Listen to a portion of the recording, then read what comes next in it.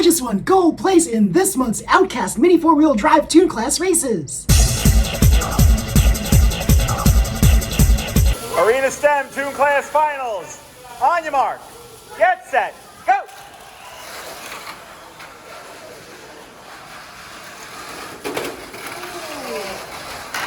One.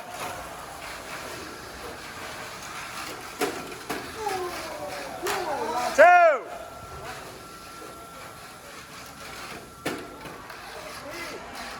Three.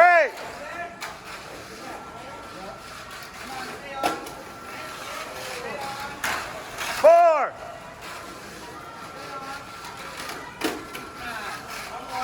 Five, last lap.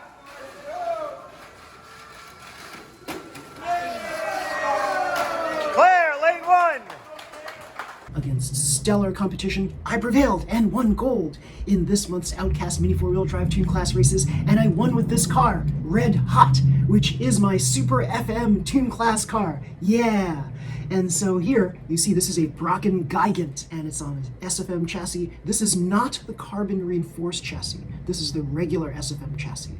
And I felt that for this particular race, I felt that a not so stiff chassis would fare better on this race. So yeah, we've got super hard tires on here. These are from the Brocken Gigant FMA chassis wheels. We have here really heavy side weights, side mass dampers, pancake front dampers. We have heavyweight rear dampers. We have here 19mm rollers. Yes, pretty cool, and a staggered effect. And yeah, the whole thing here with the side dampers attached to this SFM chassis here. I had to hold this whole thing together with some tape so that the clearance would be correct on here. Because if you didn't have this tape, this would probably pitch a little bit low and not clear the 1mm clearance. So yeah, pretty cool. So some of the additional things that you have to consider when you're doing Tune Class with an SFM chassis. It's an old chassis, so you have to make modifications so that it can accommodate the rear brake properly. So here we have columns, aluminum spacers to extend the bottom here so that we have a popsicle stick and the brake underneath the popsicle stick. Yeah, and underneath here we have the SXX plate with a brake under here, soft brakes all around, front and rear.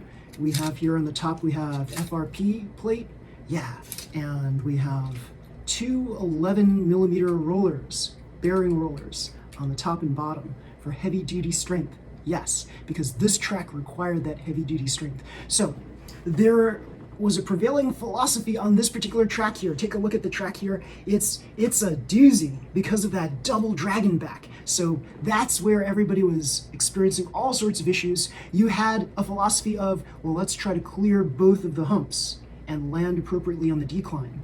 That's one philosophy. The other philosophy was, how can I ride the wave smoothly and steadily? And that was, to me, I felt that was the harder one. So I wanted to try to find a car that would traverse the waves and, yeah, allow me to win that way. So I wanted a smooth path to victory rather than that jump and then hope for the best. So what you can do is, all the speed demons, they were going really fast around the track and they were timing their jumps appropriately and basically amping up their battery juice so that it would appropriately jump and fall over the two humps. So that was one strategy that they had, and against the speed demons, I had to use my slow, steady, precise car here. This is built like a tank. It's 141 grams, and it decided, hey, let's ride the wave. Let's ride the wave, because, you know, sometimes slow and steady does win the race, and sometimes slow and steady can outpace a faster car, especially after a jump. There's a little bit of like, you know, the cartoon characters where they shake their heads real fast and they make that weird sound like blah, blah, blah. Yeah, so after a car lands on the decline, there's a moment of hesitation before the motor starts up again and the wheels start spinning again.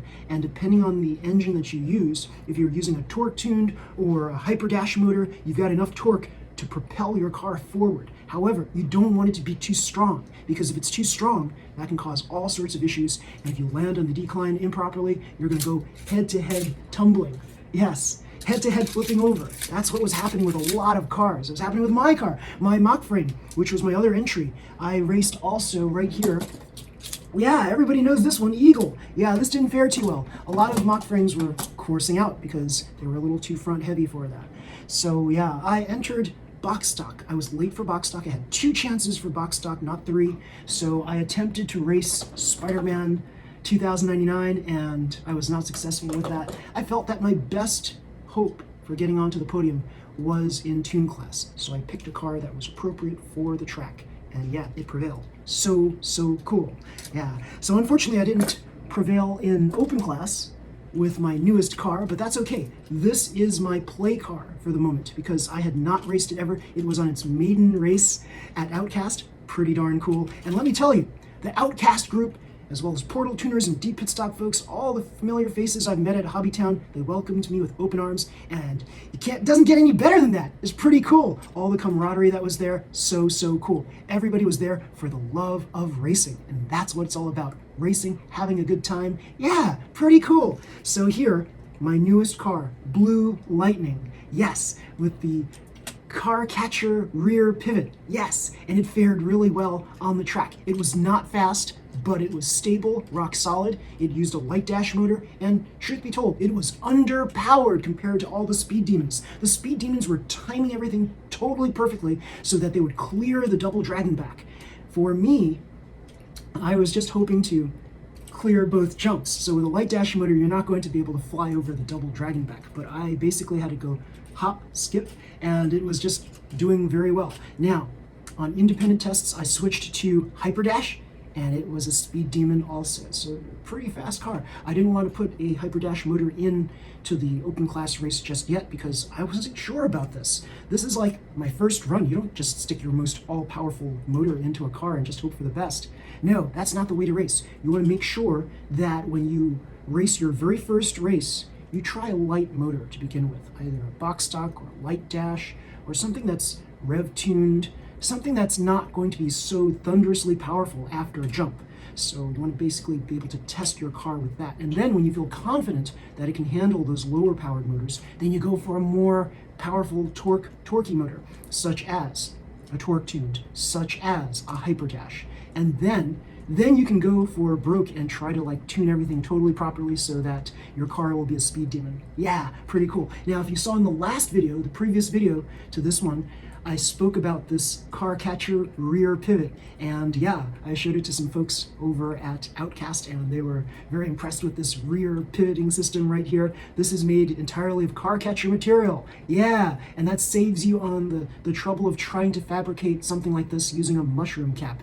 And so yeah, you've got this very movable, flexible rear pivoting system. It's really cool, and yeah, it just pivots so nicely.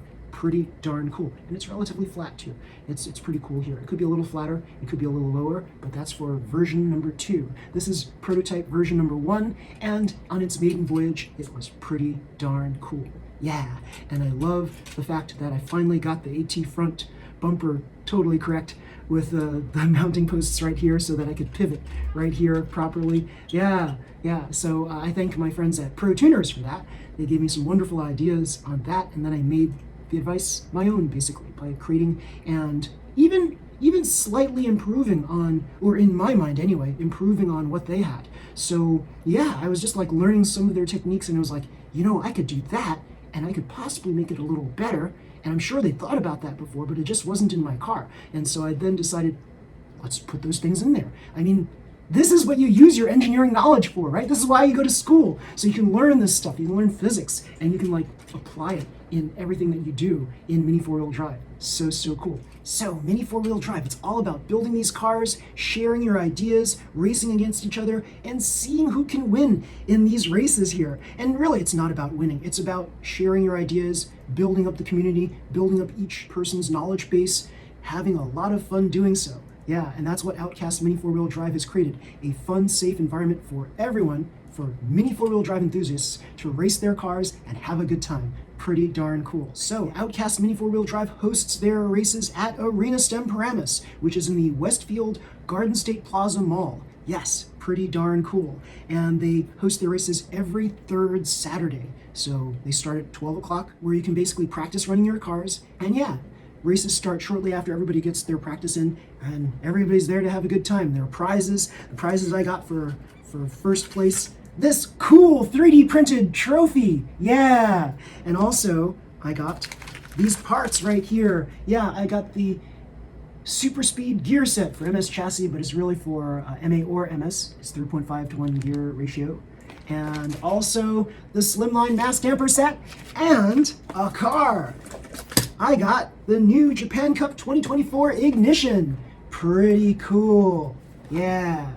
So, everybody, if you like this video, please slam the like button, subscribe to my channel. You'll see more videos just like this one. Until next time, everybody, see you. Bye.